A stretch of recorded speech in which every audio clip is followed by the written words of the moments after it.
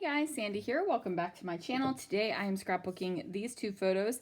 This one is not a great photo, but it is what it is. And then we have Beauty and the Beast. Now both of these photos were taken in France in Epcot. So let's see what I can do. Alright guys, so I have this green paper that is from that Enchanted, whatever, the Funky Enchanted, something like that. A collection from Kaisercraft. On the other side it has keys, but I decided I liked this darker green. So I went ahead and trimmed down this pre-made Vicky Bouton mixed media background so that a 1/4 of an inch came off of each side of the paper. That way the mixed media background would still be centered in the paper. I grabbed my Black Soot Distress Oxide, a blending brush, and the Circles Upon Circle stencil from Scrapping Reflections, and I just added a tiny little bit of stenciling over here on the right hand side of the layout. Now I knew that I was going to divide up this page with this polka dotted paper from Pink Paisley. It is an older Pink Paisley, 2012. So that was still in my stash, and I decided that the greens would all mesh very well together. Now I wanted the photo to be right where it is because of Belle's dress. It is a much brighter, more neon green, and that neon slice of color here on that pre-made background kind of lines up right with it perfectly, and I definitely wanted that to happen.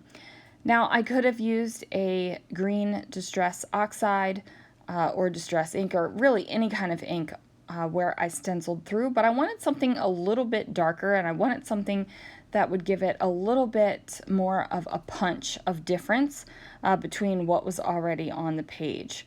So I didn't want it to just be some sort of monochromatic green layout. I'm going to overlap the photos on top of each other.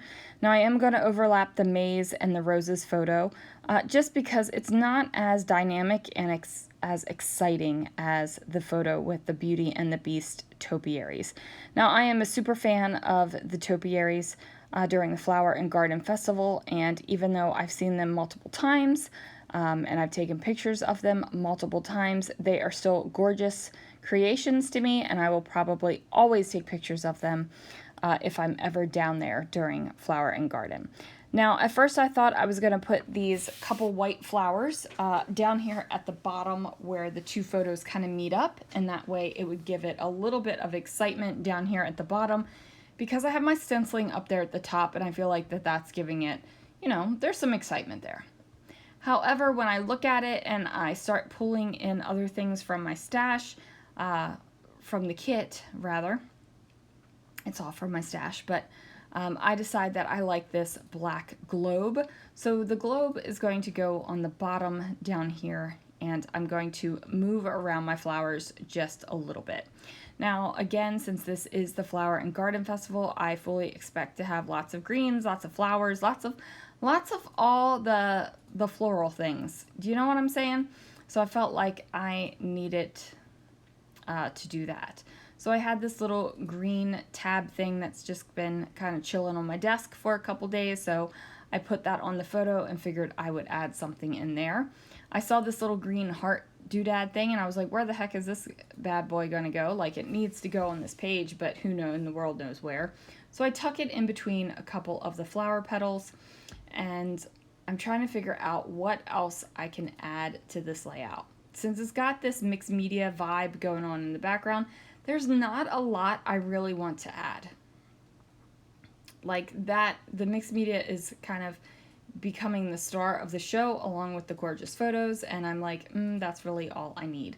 So I'm flipping through the sticker book, and I've got a couple of these kind of teal green stickers that I'm just going to go ahead and place along the page. So I have one that says "So Cool," one that says "Remember When," and then of course the arrows here at the bottom. Now I do decide to use these clear stickers right here. They are gold feathers, and I decide that, you know what, I'm just going to tuck a little bit of gold feather under each flower. That way it adds a little bit of shining, shimmering splendid to the page, and I don't really have to worry about anything else where I'm bringing in any kind of metallics or anything like that. It's just a tiny little touch. So I thought I wanted to bring in that green frame, but it's got this splash of hot pink on it, and I really felt like it was competing for attention on the page, so I decided to stick that back into the sticker book and was like, nope, we're not going to do that whatsoever. Now I'm going to pull out the letter stickers, and these are a black foam. I figure since I've got these pops of black on the page, this will be perfect. It will kind of tone down the rest of the black on the page and just also add one big cohesive element. So I'm just going to spell out the word France, and that is because we are in France in Epcot in these photos. If you have never had pastry from the bakery in France, you are missing out. If you've never eaten at Le Chefs de France, you are definitely missing out as well. It is one of my favorite restaurants in Epcot. So there it is, guys.